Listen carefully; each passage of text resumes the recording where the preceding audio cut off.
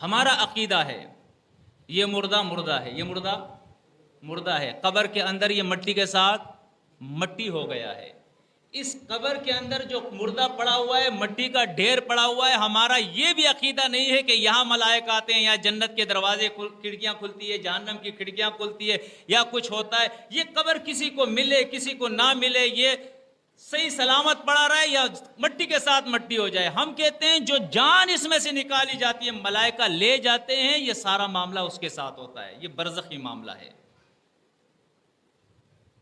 پہلے تو ہمارے خلاف یہ پروپیگنڈا کیا، ارے یہ تو قبر کے اندر اس قبر میں عذاب کے قائل ہو گئے، یہ تو مردوں کو زندہ مانتے ہیں، لیکن زندوں پہ تو جھوٹ نہیں بولا جا سکتا۔ پھر ہم آگے ہم نے وضاحت کر دی کہ بھائی یہ پروپیگنڈا ہے، جھوٹ ہے یہ۔ اب ایک اور پروپیگنڈا میں نے آیت پیش کی کہ دیکھیں قرآن کہتا ہے سورۃ الرعد کے اندر آیت نمبر 31 کے اندر، وَلَوْ أَنَّ قُرْآنًا سُيِّرَتْ بِهِ الْجِبَالُ أَوْ قُطِّعَتْ بِهِ الْأَرْضُ أَوْ كُلِّمَ بِهِ الْمَوْتَى بَلْ لِلَّهِ الْأَمْرُ جَمِيعًا۔ اگر کوئی کلام ایسا ہوتا جس سے پہاڑ چل جاتے، جس سے زمین شق ہو جاتی، جس کے ذریعے مردوں سے کلام کیا جاتا تو یہ کتاب ہوتی، لیکن ایسا کوئی کلام نہیں، اس کا اختیار اللہ کے پاس ہے۔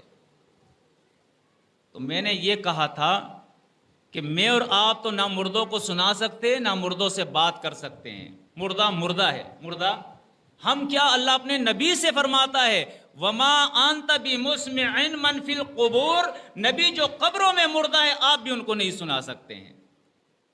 لیکن ایک استثناء اللہ نے ضرور کیا ہے، اس استثناء کو مانو اور اس پر ایمان لاؤ، إِنَّ اللَّهَ يُسْمِعُ مَن يَشَاءُ، اللہ جس کو چاہتا ہے وہ سناتا ہے۔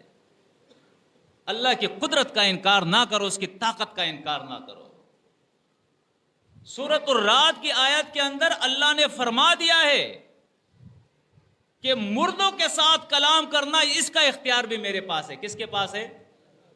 اللہ مردوں سے کلام کر سکتا ہے یا نہیں؟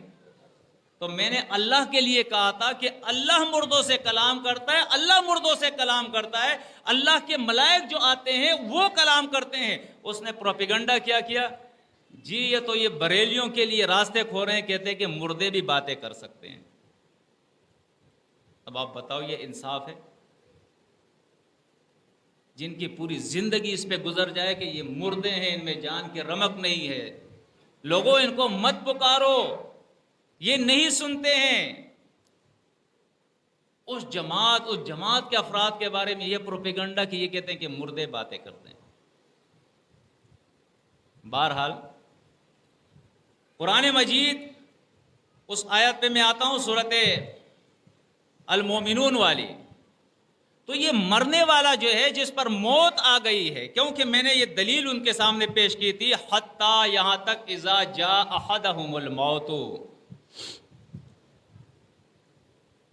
اس کے جواب میں اس نے کیا کہا کہ دیکھو یہ جواب کہتا ہے کہ جاء یہ ماضی کا صیغہ ہے، لہذا اس کا معنی ہے اس پہ موت آ گئی، یہ نہیں کہ آئے گی، آ گئی، لہذا آپ پھر معنی کرے اذ حضر یعقوب الموت، جب حاضر ہو گئی یعقوب کو موت۔ بولو پھر اس کا بھی یہ معنی کرو کہ یعقوب پر موت آ گئی اور وہ اپنے بیٹوں کو وصیت کر رہے ہیں موت کے بعد۔ تو اللہ کے بندے جاء حضر اس میں کچھ فرق تو ہوگا نا، یہاں ہے موت آ گئی، وہاں ہے موت حاضر ہو گئی، ابھی مرے نہیں، یہ موت حاضر ہو گئی۔ پھر وہاں کا مضمون یہ ہے کہ اس وقت یعقوب علیہ السلام نے اپنے بیٹوں کو وصیت کی، ان سے پوچھا ما تعبدون من بعدی، میرے بعد کس کی تم عبادت کرو گے؟ بیٹوں سے بات کر رہا ہے۔ تو جو زندوں سے بات کرتا ہے وہ مردہ ہوتا ہے یا زندہ ہوتا ہے؟ تو قرآن خود کہہ رہا ہے کہ یعقوب ابھی مرے نہیں تھے، لیکن یہاں کا مضمون الگ ہے، یہاں موت آ گئی، موت کے بعد وہ کہتا ہے قال رب ارجعونی، وہ خود کہہ رہا ہے، دیکھیں آیت خود بتا رہی ہے رب ارجعونی، اے میرے رب مجھے واپس لوٹا دے۔ اگر آپ یہاں موجود ہیں، یہاں سے آپ کو کوئی باہر لے کے نہیں گیا ہے تو بیٹھے بیٹھے آپ کہیں گے کہ مجھے واپس لوٹا دو؟ ارے ان لوگوں میں سے کسی کو اگر کوئی پکڑ کے واپس باہر لے جائے گا اور وہ آنا چاہے تو وہ کہے گا نا کہ مجھے واپس لوٹاؤ۔ بھائی سارے وہاں بیٹھے، مجھے باہر کیوں لے آئے ہو تم؟ تو یہاں جو الفاظ ہے قرآن کے اس پر ایمان لاؤ. وہ کہتا ہے قال رب ارجعونی، میرے رب مجھے دوبارہ لوٹا دے. اور آگے کیا کہتا ہے؟ لعلی اعمل صالحا فیما ترکت. یہ فیما کیا ہے؟ ترکت کیا ہے؟ تاکہ میں نیک عمل کروں اس دنیا میں جس کو میں چھوڑ آیا ہوں. ترکا، جس کو میں چھوڑ آیا ہوں. اگر تو کہتا ہے کہ دنیا ہی میں ہے، زندہ ہے، تو وہ کیوں کہہ رہا ہے فیما ترکت؟ آگے اور وضاحت دے کہ قرآن کتنی وضاحت کر رہا ہے. لیکن وہ دل تو ہونا جو اللہ کی کتاب پر ایمان رکھتا ہو، جس کا مقصد ہی صرف تنظیم کو توڑنا، تنظیم کو نقصان دینا، لوگوں کو تنظیم سے متنفر کرنا، ٹکڑے ٹکڑے کرنا. جو شرارت میں لگا ہو اس کو اللہ کی کتاب کی کیا سمجھ ہے؟ اس کو تو ماننی نہیں اللہ کی کتاب، سمجھنی نہیں ہے، وہ تو شرارت کر رہا ہے. آج ہم میں سے کچھ لوگ آ جاتے کہتے جی ان کے پیچھے نماز تو ہوتی ہے، تو بھائی سب کے پیچھے پھر پڑھو نمازیں، بریلیوں کے پیچھے بھی پڑھو، دیوبندیوں کے پیچھے بھی پڑھو، اہل حدیثوں کے پیچھے بھی پڑھو. آپ یقین جانے میرے سامنے ایک بیٹھا تھا، میں قرآن کی آیتیں پڑھ رہا ہوں اور وہ سر ایسے ایسے کر رہا ہے. میں نے کہا اللہ کے بندے کم از کم سر ایسے ایسے تو مت کرو. اگر آیت میں غلط پڑھ رہا ہوں بتا دو، ترجمہ غلط کرتا ہوں بتا دو، تفسیر غلط کر رہا ہوں بتا دو. یہ تو اللہ کی کتاب کی آیت ہے، تم انکار میں سر ہلائے جا رہے ہو. تو جو شخص اللہ کی کتاب کی آیتیں نہ مانے تو ایسے شخص کے پیچھے ہم نمازیں پڑھیں گے؟ اللہ ہمیں معاف کرے، مصلحت سے ہم نے بہت کام لے لیا کہ شاید ان کا ایمان بچ جائے، 3-4 سال ساتھ چلاتے رہے. لیکن جب معلوم ہو گیا کہ یہ وہ ماننے والے نہیں ہیں، یہ تو شرارت کرنے والے ہیں، یہ تو مزید لوگوں کو گمراہ کرنے والے ہیں، تو امیر تنظیم محمد ہادی صاحب نے پھر برملا ان سے کہہ دیا کہ ایک نیام میں 2 تلوار نہیں رہ سکتے ہیں. بہت سارے لوگ ایک کام کر رہے، تم بھی کرو، جس کے سمجھ میں جو آئے گا وہ مان لے گا. ہمیں تو اکثریت کی ضرورت ہی نہیں ہے کہ ہمارے پاس اکثریت آ جائے، ہمیں تو مومنین کی ضرورت ہے، جو ایمان والے لوگ، اللہ کی کتاب پر ایمان رکھنے والے. تو بہرحال آپ دیکھیں قرآن آگے کتنی وضاحت کرتا ہے. جواب میں اللہ فرماتا ہے انہیں کلا، ہرگز ایسی نہیں بات جس طرح تم کہتے ہو. انہا کلمۃ ہوا قائلھا، یہ ایک بات ہے جو کہنے والا کہہ رہا ہے. ومن ورائہم برزخ الی یوم یبعثون، اب اس کے پیچھے ایک آڑ آ گئی ہے، رکاوٹ آ گئی ہے، پردہ آ گیا ہے. الی یوم یبعثون، دوبارہ اٹھائے جانے تک، یعنی قیامت تک. کسی نے ان سے کہا کہ آیت کا ترجمہ تو کرو، تو جواب میں کیا کہتے ہیں؟ آیت کا ترجمہ کیسے کروں؟ اگر میں آیت کا ترجمہ کروں گا تو عند اللہ کا معنی یہ ہوگا کہ اللہ میں، تو یہ کوئی معنی ہوگا؟ ابھی تم معنی غلط کرو گے تو لوگوں کی سمجھ میں کیسے آئے گا؟ اللہ عند اللہ کے معنی تو اللہ کے پاس، اللہ کے ہم، اللہ کے نزدیک، یہ معنی بنتے. تم معنی ہی غلط کرو گے تو لوگ کو کہیں گے نا آپ سے صحیح معنی کرو، کوئی اعتراض نہیں کرے گا، سمجھ میں بات بھی آ جائے گی. یہ منکرین سنت کا ایک حربہ ہے کہ قرآن کی آیت کا ترجمہ نہیں ہو سکتا ہے. بھائی پشتو لفظ کا ترجمہ ہو سکتا ہے، اردو کا ہو سکتا ہے، پنجابی کا ہو سکتا ہے، سندھی کا ہو سکتا ہے، تو عربی کا کیوں نہیں ہو سکتا ہے؟ یہ قرآن تو اللہ نے عربی میں نازل کیا ہے.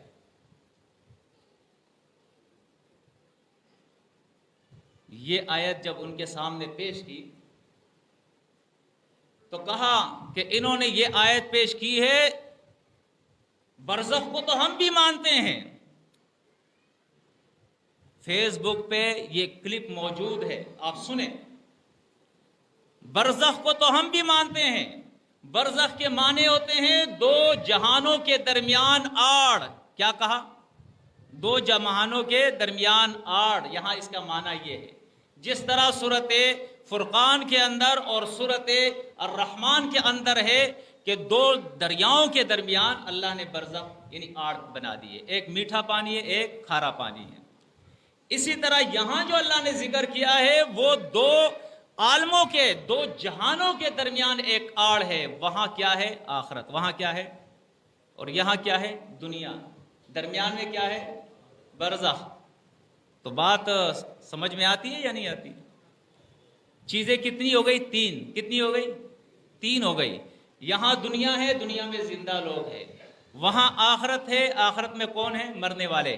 مرنے والے جتنے گئے وہ کہاں گئے؟ آخرت میں. حدیث میں آتا ہے نبی کریم صلی اللہ علیہ وسلم کے بارے میں، عائشہ صدیقہ رضی اللہ تعالی عنہا فرماتی ہے کہ آپ صلی اللہ علیہ وسلم کی جس دن وفات ہو رہی تھی، آپ کا سر میرے ران کے اوپر تھا، اور یہ آپ صلی اللہ علیہ وسلم کی دنیا کا آخری اور آخرت کا پہلا دن تھا. یہ دنیا کا آخری اور آخرت کا پہلا دن تھا. لیکن ان نہ سمجھو کو یہ سمجھ کہاں ہے؟ یہ قیامت کو آخرت کہتے ہیں. قیامت موت، آخرت موت سے شروع ہوتی ہے. جیسے انسان مر گیا یہ آخرت میں داخل ہو گیا. قیامت آخرت کے اندر ہے، جنت آخرت کے اندر ہے، جہنم آخرت کے اندر ہے، موت آخرت کے اندر ہے، دوبارہ اٹھایا جانا آخرت کے اندر ہے. یہ کیا ہے؟ یہ پورا پیریڈ جو ہے یہ آخرت کے اندر ہے. انسان جب ماں کے پیٹ میں ہوتا ہے تو یہ دنیا میں ہوتا ہے، جب پیٹ سے باہر آتا ہے تو یہ دنیا میں ہوتا ہے، جب زندگی گزارتا ہے تو یہ دنیا میں ہوتا ہے. جب تک اس کے اندر سانس آتی جاتی ہے یہ کہاں ہے؟ دنیا میں ہے. جیسے ہی سانس اس کی نکل گئی یہ چلا گیا آخرت میں. اس لیے یہ کہہ رہا ہے قال رب ارجعون، اے اللہ مجھے دوبارہ واپس لوٹا دے. تو بات تو بڑی آسان ہے. دنیا میں تھا، موت آ گئی، ملائک آخرت میں اس کو لے گئے، وہاں سے اب چیخ رہا ہے کہ اللہ مجھے دوبارہ لوٹا دے. لیکن اللہ جواب میں کہتا ہے کہ نہیں، پیچھے آڑ آ گئی ہے. پیچھے کیا آ گئی ہے؟ رکاوٹ آ گئی ہے، دیوار آ گئی ہے. اب پیچھے تو نہیں جا سکتا ہے. کب تک نہیں جا سکتا ہے؟ الی یوم یبعثون، قیامت تک.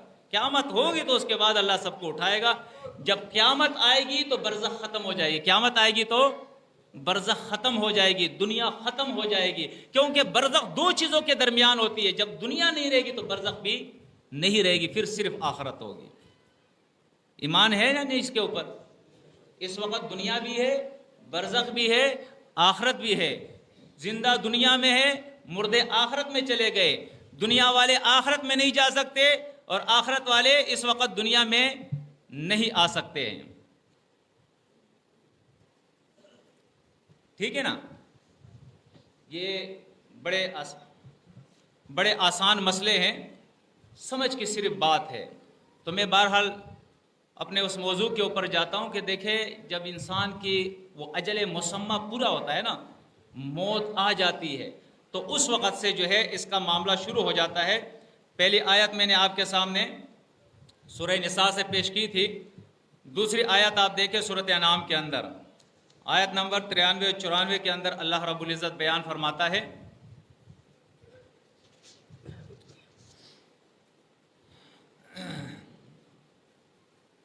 شروع کا حصہ اس کا چھوڑ رہا ہوں اختصار کے لیے. وَلَوْ تَرَىٰ إِذِ الظَّالِمُونَ فِي غَمَرَاتِ الْمَوْتِ، اور کاش تو دیکھے ان ظالموں کو جب یہ موت کے سختیوں میں ہوتے ہیں، موت کے سختیوں میں ہوتے ہیں. وَالْمَلَائِكَةُ بَاسِطُو أَيْدِيهِمْ، اور ملائکہ نے اپنے ہاتھ ان کے طرف پھیلائے ہوتے ہیں اور ان سے کہتے ہیں اخرجوا انفسکم، نکالو اپنے نفسوں کو. یہ نہیں کہتے کہ پھونک مارو، پھونک نہیں مارو، نکالو، اخرجوا، نکالو، انفسکم، اپنے جانوں کو، نفسوں کو. الیوم، یہ عربی کا لفظ ہے، یوم کہتے ہیں کسی بھی دن کو، اور جب اس پہ الف لام داخل ہو جاتا ہے تو یہ قاعدہ ہے الیوم، آج. اس کا کیا معنی ہوتا ہے؟ آج. آج قیامت نہیں، آج. موت کے ملائک آئے ہیں، موت کے سختیوں میں ہیں، ملائک نے ہاتھ پھیلایا ہوا ہے اور ان سے کہتے ہیں اخرجوا انفسکم، نکالو اپنے جانوں کو. لیکن مذاق کرتے ہیں یہ قرآن کے ساتھ کہ ملائک جو ہے وہ جان نکالتے ہیں یا لوگوں سے کہتے ہیں. ارے قرآن کہتا ہے ملائک ہی جان نکالتے ہیں، لیکن ان کو رسوا کرنے کے لیے کہ بڑے تم عقل خان تھے، اب یہ جان جو تمہارے اندر آ جا رہی ہے نکالو اس کو، آئے ہوئے ہیں ہم. اور پھر ان کو بتایا جاتا ہے الیوم، آج کے دن، تجزونا، تمہیں جزا دی جا رہی ہے، بدلہ دیا جا رہا ہے، عذاب الہونی، وہ کیا ہے؟ ذلت کا عذاب ہے. اس لیے بما کنتم تقولون علی اللہ غیر الحق، کہ تم اللہ کے اوپر نامناسب اور غیر حق بات کہا کرتے تھے. جو بات ہوتی نہیں تھی وہ باتیں کیا کرتے تھے۔ تو اس آیت سے بھی یہ بات معلوم ہوئی کہ یہ معاملہ کب سے شروع ہوتا ہے؟ یہ موت سے شروع ہوتا ہے۔ فی غمرات الموت اللہ فرماتا ہے۔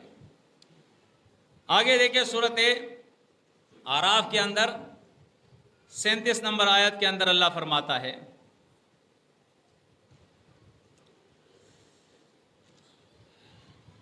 حتی اذا جاءتہم رسلنا یتوفونہم، یہاں تک اللہ فرماتا ہے کہ یہ اللہ کی کتاب کے مکذبین جب ان کے پاس میرے رسول آتے ہیں، ملائک آتے ہیں، یتوفونہم کہ ان کی جانیں قبض کر لے، قالوا یہ ملائک ان سے کہتے ہیں اینما کنتم تدعون من دون اللہ، کہاں ہے جن کو تم اللہ کے علاوہ پکارا کرتے تھے؟ ارے موت کے بعد اگر کچھ ہے ہی نہیں تو یہ سوال جواب کس چیز کا ہے؟ جان چھوڑو پھر تو، اور قیامت کے دن دیکھا جائے گا پھر تو۔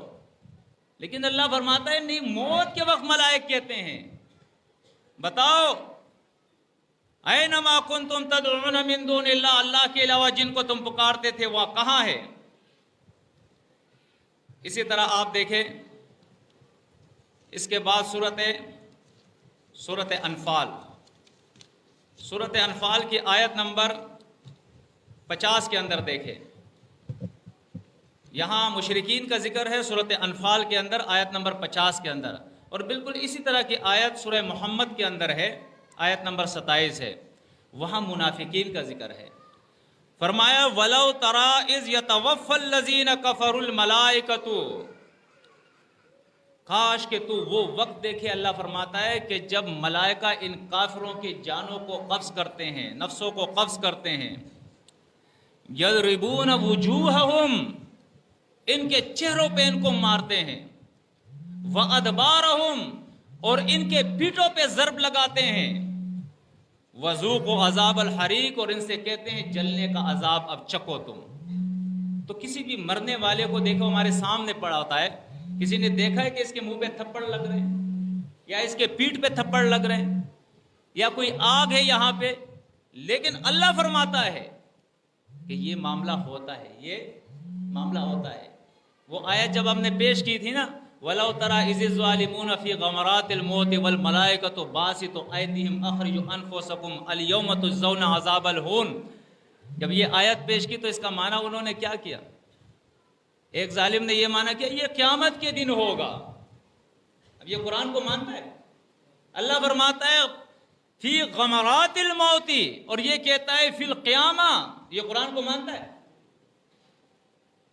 اللہ فرماتا ہے ان کو عذاب ہوتا ہے، تو یہ کہتے ہیں کہ اللہ رب العزت کے ملائک جو آتے ہیں وہ قیامت کے دن ان سے کہیں گے کہ اب تم اپنے آپ کو جو اخرجوا انفسکم، کہ یہ مطلب ہے کہ اپنے آپ کو عذاب سے نکالو۔